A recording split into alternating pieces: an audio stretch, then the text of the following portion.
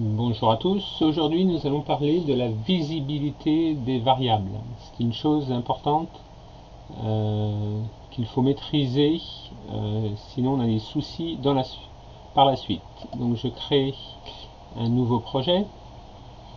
Alors je vais prendre un projet WinForm que je vais appeler CS Scope, visibilité en anglais. Je clique sur OK, il me crée un projet de base dans quelques instants. Donc ce qu'il faut savoir, c'est qu'une variable, le minimum, a une visibilité dans un bloc.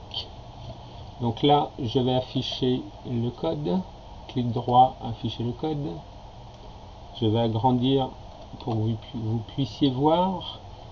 Donc je vais double-cliquer sur ma forme pour générer la fonction qui va être exécutée au chargement de mon application et de ma forme. Donc donc là je suis dans ma procédure, et si je déclare une variable nombre, elle ne sera visible que dans ma procédure load, donc entre ce crochet et celui-ci. Si je vais ailleurs, je ne pourrai pas l'avoir. Alors ce que vous pouvez faire, c'est définir dans votre classe forme 1 des variables globales. Donc ici j'ai une variable que je peux appeler nombre global, et cette variable va être visible dans ma classe forme 1, c'est-à-dire entre ce crochet là et celui-là.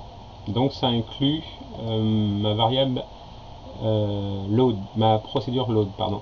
Donc ça veut dire que je peux faire un nombre global plus.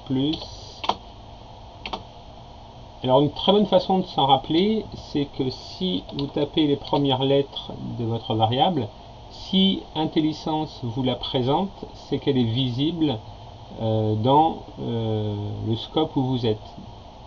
Donc ici, nombre, c'est une variable locale à la procédure forme load, et nombre global, c'est une variable qui est définie au niveau de ma classe. Donc, alors vous pouvez aussi, dans un bloc, définir des variables. Imaginons que j'ai ici un bloc if, et bien je pourrais dire que on va faire par exemple si nombre est égal et supérieur à 1, alors dans ce cas là on définit une variable trouver, on va la définir par exemple une booléenne. Tiens, partie finie, ça va être plus parlant, avec un E ce serait mieux, et on va lui donner la valeur de true, et puis après je peux faire autre chose. Donc ça veut dire que cette variable là définie va être visible uniquement dans le bloc qui est contenu entre parenthèses, c'est à dire que à la sortie de mon test, si j'essaye de taper partie finie, vous voyez qu'elle n'apparaît pas dans l'IntelliSense, c'est qu'elle est donc pas visible.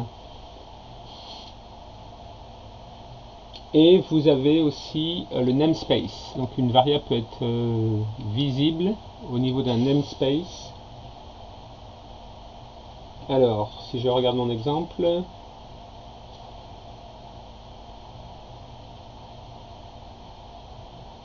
dans ma classe, bon, je ferai un autre tuto là-dessus. Donc voilà principalement la visibilité des variables. Donc voilà, si vous avez des questions, n'hésitez pas à les poster sur le site et j'y répondrai. Merci et à bientôt.